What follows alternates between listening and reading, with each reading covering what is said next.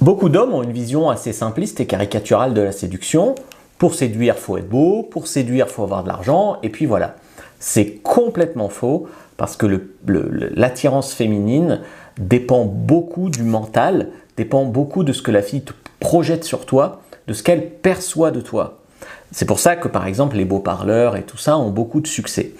Dans cette vidéo, tu vas comprendre pourquoi certains hommes peuvent attirer plus ou moins naturellement des femmes, c'est-à-dire qu'ils ont eu peut-être les bons modèles quand ils étaient jeunes, ou alors ils ont eu de la chance au début et ils ont pris confiance.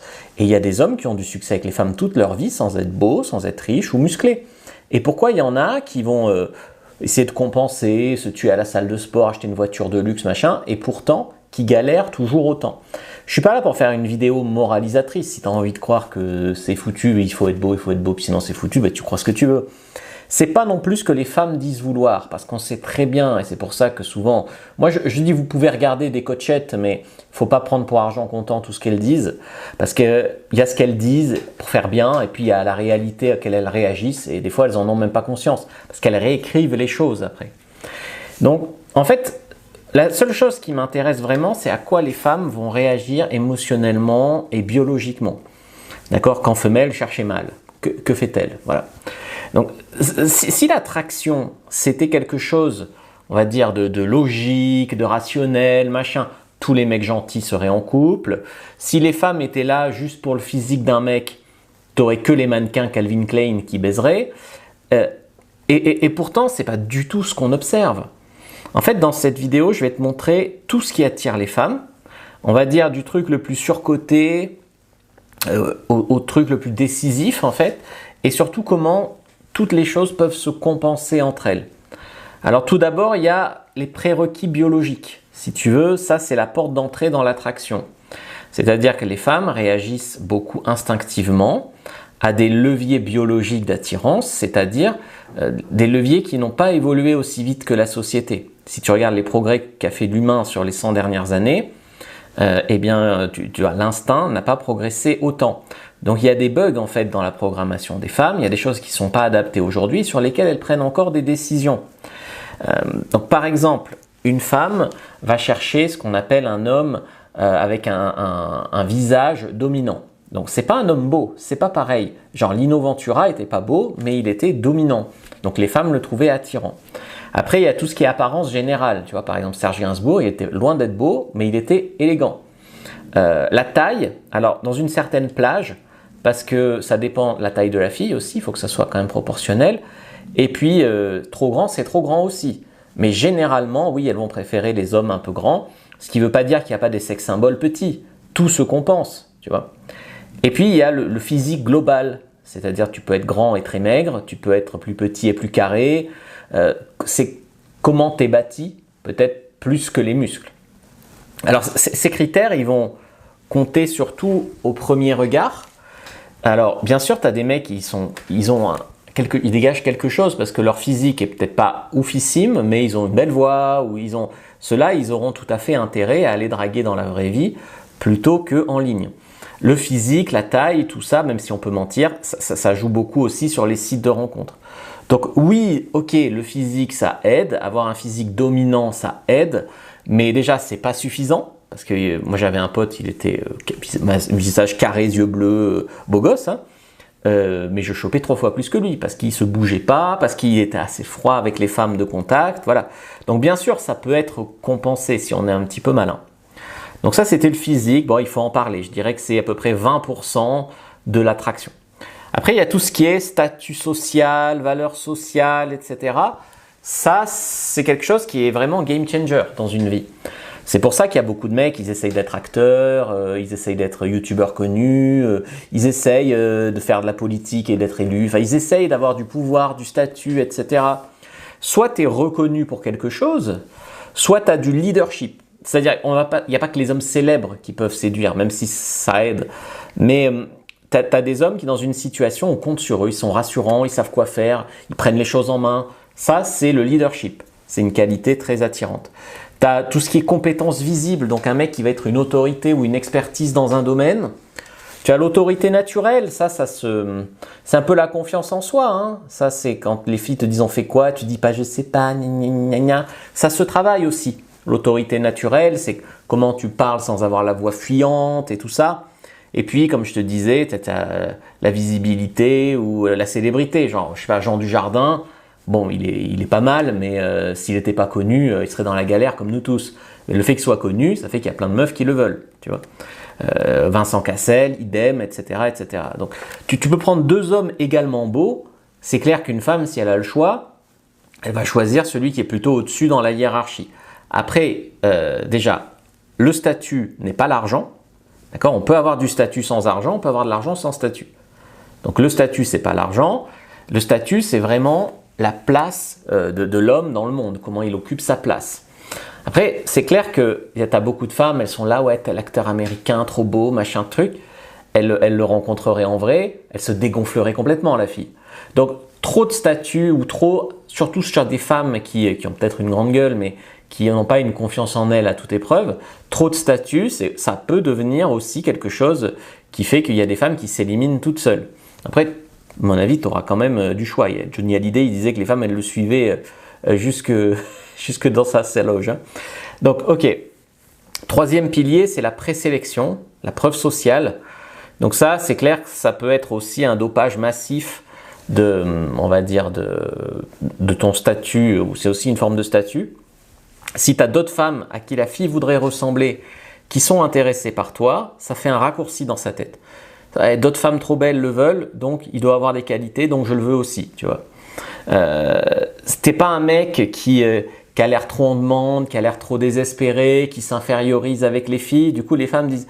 La plupart des mecs, ils sont prêts à tout pour tirer un coup. Ils me supplient, ils me complimentent, ils me flattent, machin. Et lui, en fait, soit il est normal, soit même… il me challenge un peu. Donc là, la fille, effectivement, ça peut l'accrocher, ça, tu vois. Donc, il y a plusieurs façons. Soit d'avoir des gens qui parlent de toi, dire que tu es un mec cool, dire que tu es un bon coup, soit être connu dans ta ville ou sur Internet. Tu as des femmes qui peuvent venir. Par exemple, moi, j'ai une chaîne pour femmes où je parle de sexe et de séduction. Régulièrement, il y a des abonnés qui me contactent, qui me disent « Ouais, je suis de ta région, alors soit le sud de la France, soit la Suisse. Ça me plairait bien qu'on se rencontre, machin truc. » Ça arrive, c'est le statut. Tu vois, je n'ai pas la prétention d'être hyper beau ou quoi que ce soit. C'est pour elle, j'ai du statut, mais pour une fille qui me croise dans la rue, j'ai pas de statut. Donc, les femmes, elles vont pas désirer seules, on va dire, une forme, quoi. Elles désirent déjà ce que les autres femmes valident, elles désirent ce qu'elles peuvent projeter sur toi, elles désirent aussi ce qu'elles ont envie de voir en toi. Donc il y a moyen aussi de leur faire vivre un rêve, hein, quand tu les dragues, ce qu'elles veulent voir en toi, tu les laisses le voir, et puis voilà, elles sont contentes.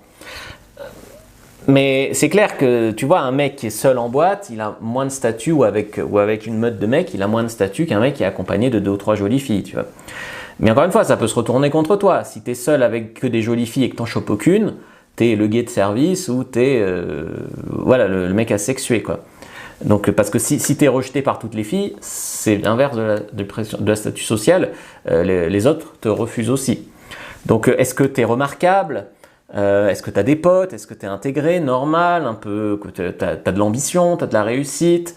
Tu vois, c'est aussi, comme tu dirais, le peacocking. Est-ce que j'accepte d'avoir un look un peu ou de faire quelque chose dans la vie qui sort de l'ordinaire et qu'on me remarque et de différent? Donc là, tu exhibes en fait ta personnalité. Beaucoup d'hommes, en fait, ils veulent séduire les femmes, mais ils ont très peur d'être remarqués. C'est-à-dire qu'on fasse une remarque à leur propos. Parce qu'ils ont très peur des mauvaises remarques et du coup ils préfèrent pas de remarques et du coup ils sont invisibles. Alors que la séduction, ça marche beaucoup mieux quand tu polarises. Tu vas attirer certaines femmes très fort et puis les autres on s'en fout, quoi. Voilà. Et puis tu as tout ce qui est la masculinité un petit peu émotionnelle. C'est le fait de ne pas être quelqu'un qui panique facilement, de ne pas être, tu dirais, un faible, de ne pas être dans le besoin, le désespéré, le dépendant affectif. C'est la capacité à avoir confiance dans la vie. Tu peux accepter de perdre une femme sans te perdre. Tu peux accepter de perdre une femme et de ne pas en faire tout un foin.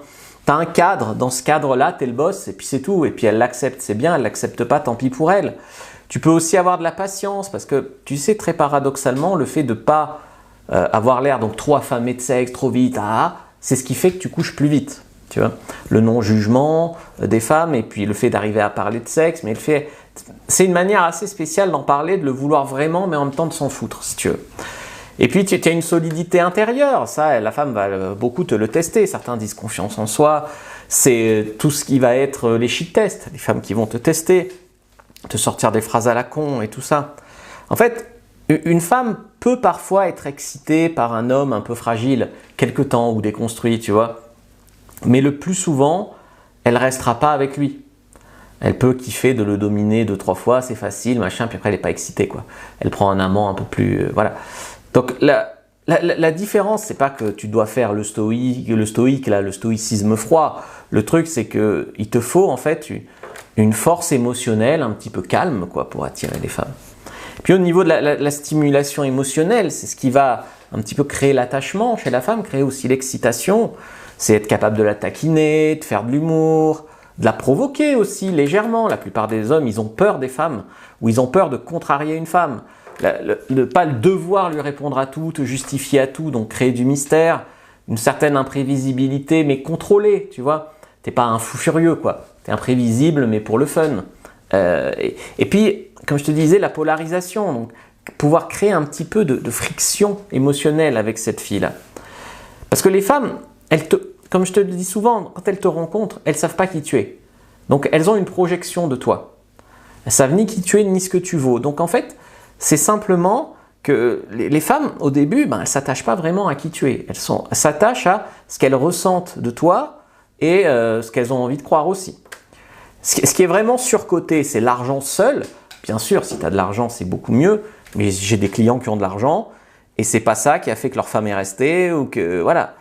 Être trop romantique, trop niais, malheureusement, souvent la vie te met une méga claque et tu t'aperçois que les femmes, c'est pas des petits anges fragiles et tu reviens sur terre. Trop gentil, trop niais, trop disponible. Trop ah là là, c'est une femme qui me parle, je suis trop là, j'abandonne tout pour elle. Tu te retrouves le bec dans l'eau. Trop intelligent, trop rationnel. Déjà, l'intelligence, souvent les femmes disent je veux un homme intelligent, mais tu vois leur niveau à elles. Quand tu es vraiment intelligent, elles te trouvent bizarre. Et en fait, elles veulent des kékés, quoi. Donc l'intelligence, moi j'ai appris par exemple en séduisant à me mettre au niveau. Très souvent, tu reviens sur du très léger parce que la fille, elle est sexy, mais elle n'est pas si... Bon, et ben du coup, tu es obligé, tu vois, mais c'est pas d'être parfait, lisse, quoi. C'est d'être à son niveau, qu'elle ressente que tu es à son niveau, un petit peu peut-être intéressant par certains aspects, au-dessus par certains aspects, mais il faut savoir, tu sais, l'autre fois j'avais un mec en coaching, il me disait mais les femmes elles veulent la sécurité, alors je les rassure, je leur dis que je suis amoureux, machin, non, elles veulent la sécurité, oui, mais d'accord, mais pas la sécurité comme ça. C'est une sécurité physique, genre un mec qui est un peu protecteur, qui fait un peu un sport de combat ou qui est très grand, ou voilà. Et puis pour le mariage, mais pour les enfants, mais c'est pas la sécurité, trop de sécurité qui va l'exciter, qui va lui faire des plans à trois, qui va la faire coucher le premier soir, etc. Mais il faut quand même qu'elle ne se sente pas en danger. Mais c'est pas la sécurité à ce sens-là. C'est pas la sécurité à salut, je suis amoureux de toi, je resterai toute ma vie. Enfin, la fille, ça la fait fuir, elle a raison. Voilà. Donc, et puis l'attraction n'est pas le critère unique qui va. Enfin, tu vois, tu peux être attirant, mais après, il faut quand même savoir sexualiser parce que si tu fais rien, il se passe rien. Il faut aussi savoir la mettre à l'aise parce que sexualiser seul, tu es attirant, mais tu es quand même lourd. Enfin voilà. Donc, moi, je propose que tout ce que tu as fait pour ton physique, relooking, sport, tout ça, tu gardes, c'est très bien. Mais que tu travailles sur des vrais leviers qui vont te donner vraiment des vraies différences avec les femmes.